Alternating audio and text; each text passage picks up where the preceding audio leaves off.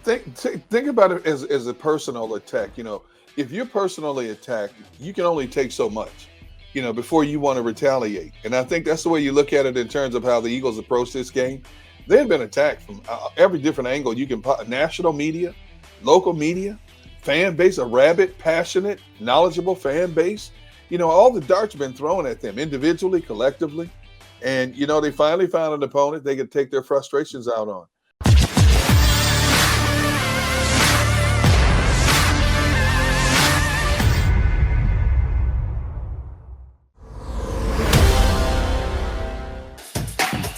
Welcome back, live post-game show. Mark Farzetta, Derek Gunn, Devin Caney with you, talking Eagles football, obviously, after the 44 to Eagles win. 44-6 Eagles victory over the Detroit Lions. A feel-good win. You did what you were supposed to do against a terrible team. For those joining us in the chat just now, just let you know that we have this all under the umbrella of, yes, it was the Lions, so no one's getting overexcited. We're just simply being happy that look, put it this way.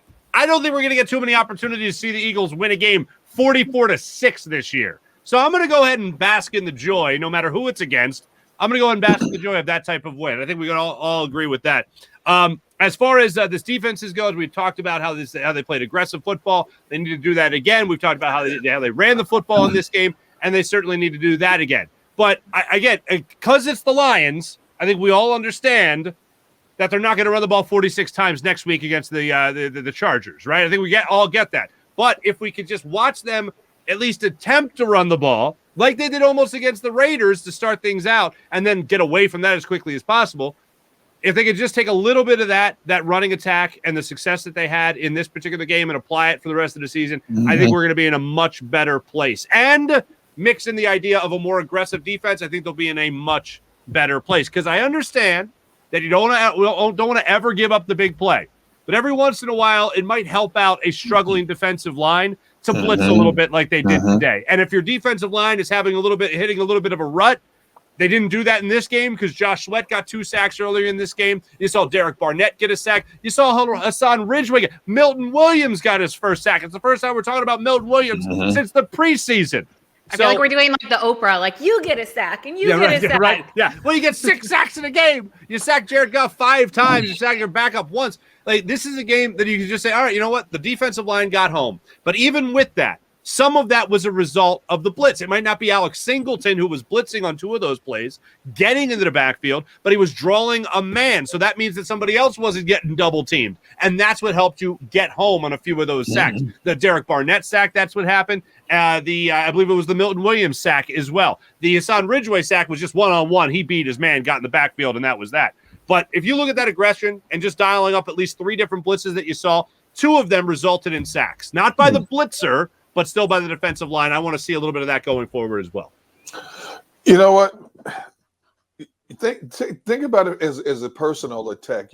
If you're personally attacked, you can only take so much, before you want to retaliate. And I think that's the way you look at it in terms of how the Eagles approach this game.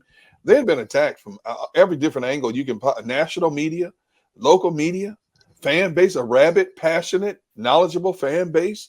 All the darts have been thrown at them individually, collectively. And, they finally found an opponent they could take their frustrations out on. Now, even though they played a much more inferior opponent, as we've talked about throughout the course of this postgame show, there are certain things that they can look at on film and hopefully capitalize on those things moving forward. Will they have the same type of success? You don't know, but you don't know until you try, at least. Blitzing more, being stouter against the run, giving your cornerbacks more opportunities to play man for man and attacking these quarterbacks. And then, of course, staying healthy is a big key in terms of who you're going to have to play. And the reason I said that, I just saw a few moments ago, Jameis Winston was just carted off the field down in New Orleans with a leg injury. Okay, now everybody's already thinking before that, Eagles play the Saints, that's going to be a loss here. They're going to lose that game. And Trevor Siemian is now the quarterback. He's only thrown 6 passes since 2017. So right now, that's an even Steven game. They're playing the defending Super Bowl champion Buccaneers. But can you imagine this Eagles defense having to face a Trevor Siemian? And not to say Jameis Winston is a world beater, but that's a big difference from Jameis Winston to Trevor Siemian. Yeah. So you just don't know. how things are going to fall in place for you. And of course, having that 17th game, and if you stack up a few wins, who knows? We could be sitting here in mid-December talking about this Eagles team possibly, and I emphasize the word possibly before people lose their minds, talking about D-Gun saying the Eagles are a playoff team. I said no. I said possibly we could be sitting here in mid-December talking about this Eagles team is still alive, looking at a wild card spot.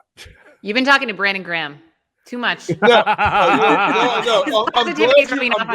I'm so glad you brought up Brandin Graham's name, because before the game started, I told you guys, he said he was going to Detroit. And if he went to Detroit for this game, that the team was going to win big. And I said, well, number one, I said, how interesting it is you're going to Detroit to play an Ofer Detroit Lions team. And number two, you get a free trip to go home to Michigan. So he just laughed. So I texted him during the game today when I was doing a pregame show. I said, are you with the team? He goes, no, I'm at home.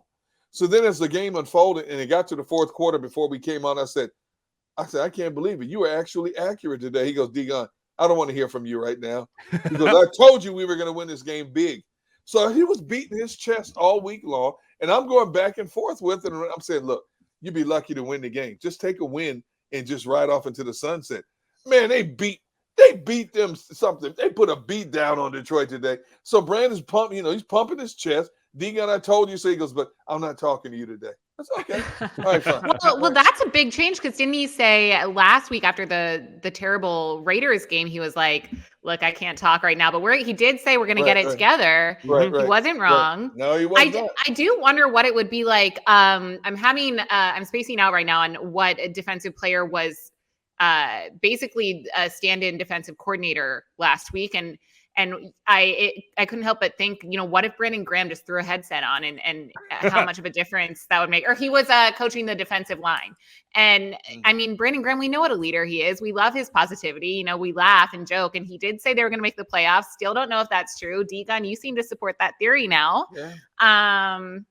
But yeah, I mean, I do wonder what him actually being on the sidelines would do to boost the defense. Man, I don't know, because he gave that emotional speech before the Raiders game. He got choked up before that Raiders game about having pride about how you play. And they went out and laid a golden egg in that Raiders game.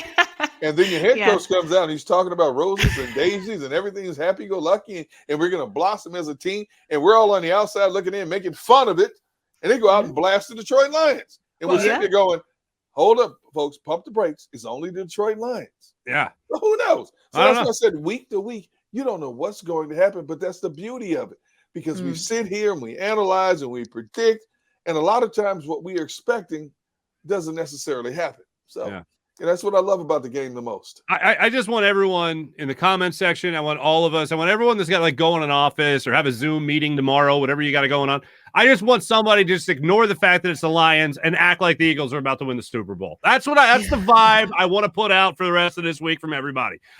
Real quick, I want to get this in. You mentioned some natives there. You mentioned Brandin Graham, obviously a Michigan guy. Jeff McClain saying after the game, Inquirer.com, Avonte Maddox asked Darius Slay for the fumbled football that Slay ran into the end zone, and he did get the ball, and that's the ball you saw him give his father, who was in attendance at the game, and Fox did a great job of catching that. So that was a pretty cool thing. Also, want to get this out from Jeff McClain. Jalen Hurts is saying that the Eagles are still creating their own identity. So hopefully we'll see that come to fruition a little bit more against the Chargers as well. Okay. Mm-hmm. So we'll keep our fingers crossed for that. Yes. Mark, speaking of Detroit, I need to hear, why did you get engaged in Detroit?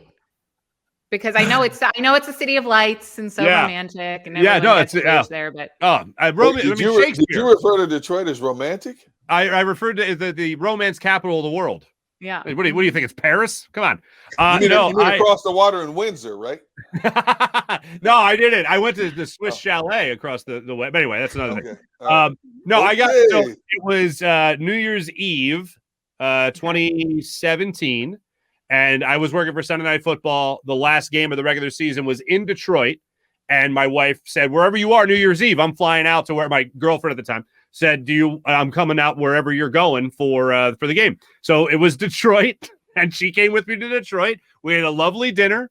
We were in the main square of the Detroit, and right before midnight, She basically gave me an ultimatum. I had to propose to her before 2018. So I waited till 11:59:50, got down on one knee, proposed. She said yes.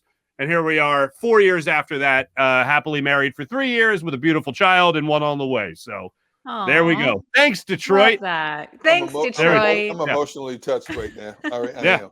Yeah, there we go. So there's that. Romance capital of the world, ladies and gentlemen. When we come back, more engagement story. No, when we come back, I know you people there in the chat have been waiting for Devin's Halloween costume. So we'll show you that, as well as give you our game balls. First time in a while, we get to give away game balls. So that's a thing. That's when we return here on Live Postgame Show.